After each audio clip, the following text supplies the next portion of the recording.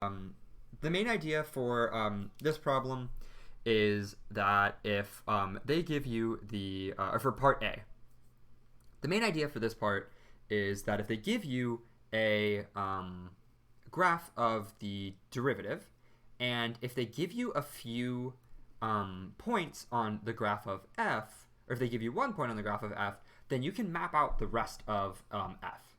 So if we say that, this is the graph of f up here, and we're going to be filling it out, the first point that they give you, I'll mark it in green because it's my thinnest color.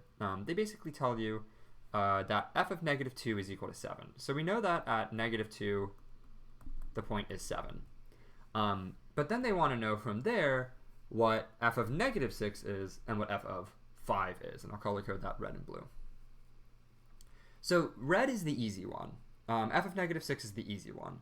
Basically, on the original, or on the f prime graph, which again, f prime means it's the derivative of f, which means that it is showing the slope for each of these points along the way. And what we see here is that the slope is positive all the way until we hit negative 2. So that means that we're going to be going up. From negative 6 until negative 2, we're going up. Well, how much are we going up? That's not too difficult of a question. We can answer that just by taking the integral. Of course, we don't have an equation to take the integral of, so we're going to do the same thing. We're going to find the area under the curve. You can do that by finding individual cross sections along the way, or just by using the area of a triangle. So that's 1, 2, 3, 4 by 2, so 1/2 times 2 times 4. And that's going to equal 4.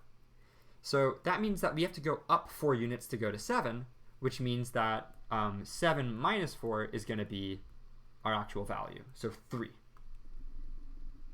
And that makes sense to me, right? That we're starting off at 3, this is negative 6, 3, and then we're going up 4 to hit 7, and that we find that out using that area. Are you comfortable with that? Cool. So now we're going to move on to the second half of the equation. I'm going to try and clean up my workspace a little bit. And on the second half of the equation, I'm going to erase some of this.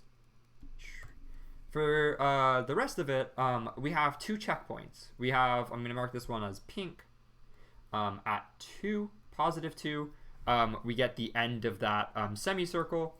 And then we get the blue one, and then the point that we're looking for, which is 5, we get at the end of that triangle. And so all we have to do is find those areas. And so now, since we're moving to the right, for the pink one, it's a negative slope. Since on graph of f of negative f prime, all of the values are negative, that means it's a negative slope, which means from 7 we're going back down. How much are we going down? Well, find the area. It's 1, 2, 3, 4. So that's a radius of 2. Plug that into area equals pi r squared. And you're going to get the total area of the circle, not the semicircle, as 4 pi. And then we're going to divide that by 2 to get 2 pi. So that means that we're going to be taking 7, and we're going to be subtracting 2 pi to get whatever the heck value is at 2. So then we go down, and now we're at 2 comma 7 minus 2 pi. And again, I'm writing that out as 7 minus 2 pi just because this is no calculator section, and I don't want to have to find out mentally that 2 times 3.14 is 6.28, and then find out like, oh, okay, so that means that it's just 0.72.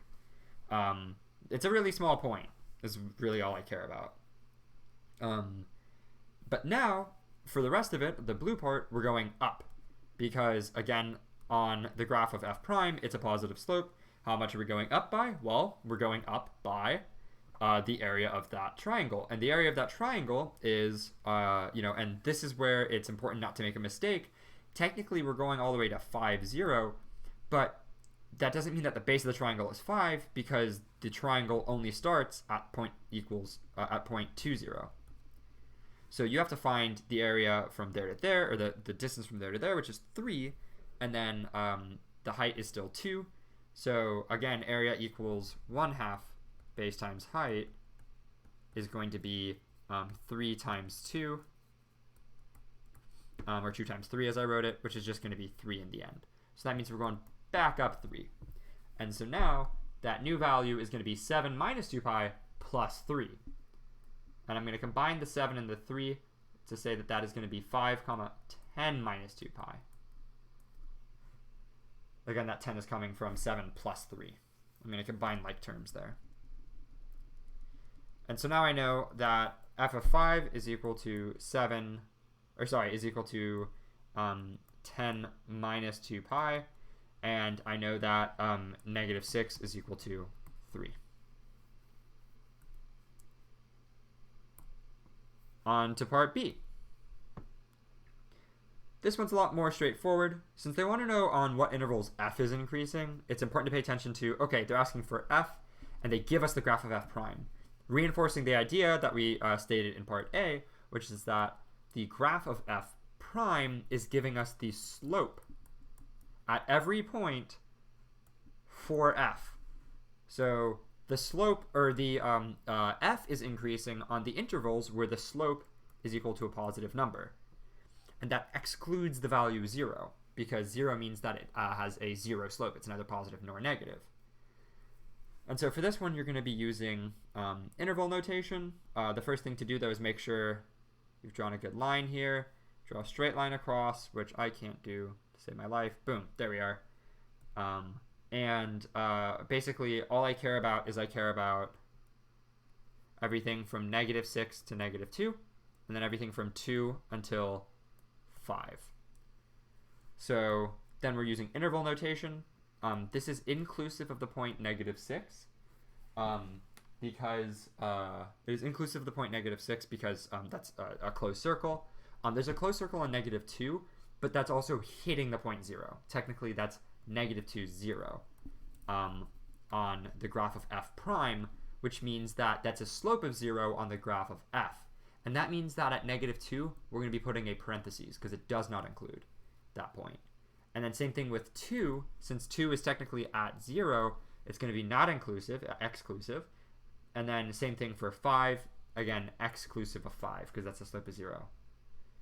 So on the intervals from negative 6 to negative 2 and from 2 to 5 is where it is increasing.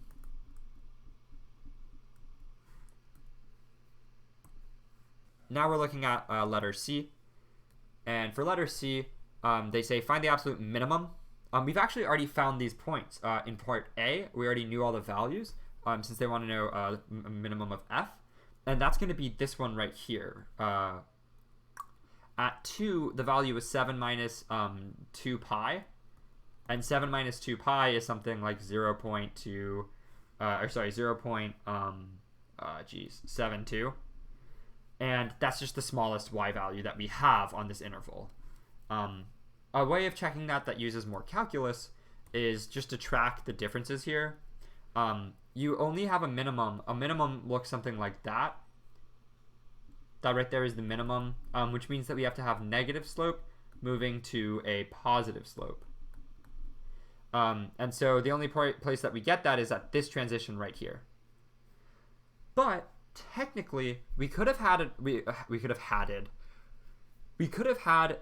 absolute minimum over here, since it's at the edge of the graph. You always want to check these two, the leftmost and the rightmost point too on a closed interval. You always want to check those. But if you remember our answer to f of negative 6, it was equal to positive 3, and that's way greater than 0.28. So there, that's all that we need there. For D, for each of those, we just need to find the second derivative value of negative 5 and of 3. And essentially all that requires is to find the slope. Since we're looking at the graph of f prime, to find the graph of f double prime, where you're going to be looking at slope. And the way that I did that was I just looked at that line right there, and I actually went a little bit overkill since they're asking about negative 5, which is right here. I need to know the value of that slope. And so that's a straight line, which is nice. You can actually just count it down. You can say, okay, well, I'm going down 2 and I'm going over 4. So, you know, change in y over change in x is going to give me down to -2, +4. Boom, that's -1/2. You could use the y2 minus y1 over x2 minus x1 equation, but you know, you don't have to. That's just the easiest way of tackling that. For f double prime of 3, we're looking at something that you can't differentiate because of that angle. And so that one does not exist. So the slope there does not exist. And the reason it does not exist is because we cannot differentiate that point on the graph of f prime, which means that if it has no slope, it doesn't have a derivative either. And boom, that's it. Go ahead and share your screen with me so we